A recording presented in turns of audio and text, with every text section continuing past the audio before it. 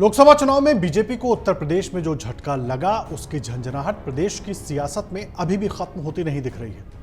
देखिए, लगातार हार पर बीजेपी में मंथन जारी है और उसी मंथन को लेकर पिछले कुछ दिनों से उत्तर प्रदेश की सियासत में किसी बहुत बड़े बदलाव को लेकर सियासी गलियारों में खूब चर्चाएं हो रही हैं। चर्चाओं के इसी दौर में उत्तर प्रदेश के उप मुख्यमंत्री केशव प्रसाद मौर्य और प्रदेश अध्यक्ष भूपेंद्र चौधरी की बीजेपी के राष्ट्रीय अध्यक्ष जेपी नड्डा से मुलाकात हुई और उसके ठीक पहले कार्यसमिति की बैठक हुई थी। वहां पर तो मुलाकात हुई थी, लेकिन उसके 2 दिन के बाद ये फिर मुलाकात हुई दिल्ली में। और इस मुलाकात के बाद बीते तकरीबन 12 घंटे से उत्तर प्रदेश की सियासत में भारी फेरबदल की बात हो रही है। हालांकि भारतीय जनता पार्टी के सूत्रों के माने तो उत्तर प्रदेश के संगठन और सरकार में कुछ बदलाव तो होने तय हैं, लेकिन जिसकी चर्चा सियासी गलियारों में सबसे ज्यादा हो रही है, उस तरीके का कोई बड़ा चौंकाने वाला फैसला फिलहाल उत्तर प्रदेश में नहीं होने वाला है। लेकिन देखिए, उप मुख्यमंत्री केशव प्रसाद मौर्य की तरफ से दिया गया बयान पिछले 3 दिनों से राजनीतिक सरगर्मी बढ़ा रहा है। संगठन सरकार से बड़ा है, कार्यकर्ताओं का दर्द मेरा दर्द है, संगठन से बड़ा कोई नहीं है, कार्यकर्ता ही गौरव है। बीजेपी प्रदेश कार्यसमिति की बैठक के दौरान केशव प्रसाद मौर्य ने यह बात कही थी, तो लखनऊ से लेकर दिल्ली तक इस पर राजनीतिक बैठकें शुरू हो गई। हालांकि दिल्ली में बैठक होने के बाद भी उन्होंने स्पष्ट किया है कि वो अपनी बात पर कायम है। आपको एक बार सुनवाते हैं केशव प्रसाद मौर्य ने कार्यसमिति की बैठक में पूरी बात क्या कही थी।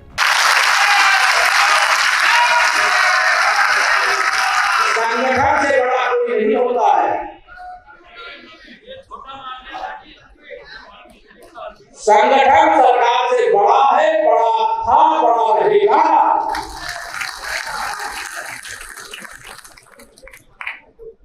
भारतीय जनता पार्टी के कार्यकर्ता के नाते यहाँ उत्तर प्रदेश में लोकसभा चुनाव के नतीजे के बाद से हार के कारणों पर चर्चा हो रही है और इन्हीं चर्चाओं के बीच उत्तर प्रदेश में बड़े फेरबदल की बात बार बार की जा रही थी। लगातार उत्तर प्रदेश के बड़े नेता मुख्यमंत्री से लेकर प्रदेश अध्यक्ष और उप मुख्यमंत्री केंद्रीय नेतृत्व के संपर्क में थे, लेकिन पिछले 12 घंटे के भीतर जिस तरीके से उत्तर प्रदेश की सियासत में हलचल बढ़ी, उसे लेकर सबसे ज्यादा चर्चाएं हो रही हैं। हालांकि बीजेपी सूत्रों की अगर माने तो उत्तर प्रदेश में शुरुआती दौर में जो बड़े बदलाव देखने को मिल सकते हैं, उसमें मंत्रिमंडल का विस्तार महत्वपूर्ण है।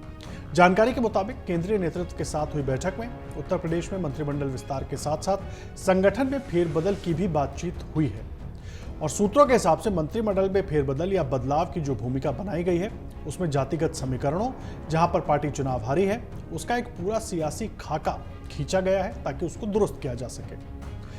देखिए, जिन इलाकों में लोकसभा सीटें बीजेपी हारी है, उन इलाकों से अगर राज्य सरकार में प्रतिनिधित्व नहीं है तो वहां से सियासी समीकरणों के आधार पर जिम्मेदारी देने पर चर्चा हुई है।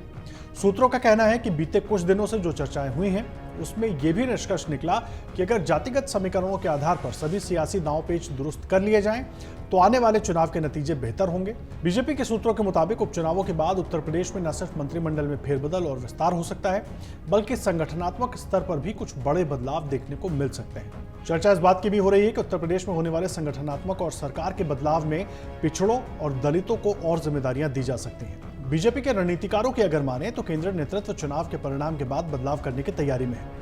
माना यही जा रहा है कि इस बदलाव की कड़ी में कुछ नेता जो मंत्रिमंडल में हैं, वो संगठन में आ सकते हैं, जबकि कुछ संगठन से जुड़े हुए लोगों को मंत्रिमंडल में शामिल किया जा सकता है। बीजेपी सूत्रों के हिसाब से चुनावी नतीजों को ध्यान में रखते हुए योगी सरकार में मंत्रियों के विभाग को फेरबदल भी संभव है। सूत्रों की अगर माने तो बीते कुछ दिनों में केंद्रीय नेतृत्व के साथ हुई बैठक में पार्टी को उत्तर प्रदेश में मजबूत स्थिति में लाने के लिए इस तरीके के कई सुझावों पर चर्चा हुई है। फिलहाल माना यही जा रहा है कि जो बड़े फेरबदल की बात सियासी गलियारों में चल रही है, उस पर ना तो कोई मंथन हुआ है और ना ही ऐसा कोई बड़ा चौंकाने वाला फैसला बीजेपी करने वाली है, बल्कि बीजेपी कोई और ही दांव चलने वाली है।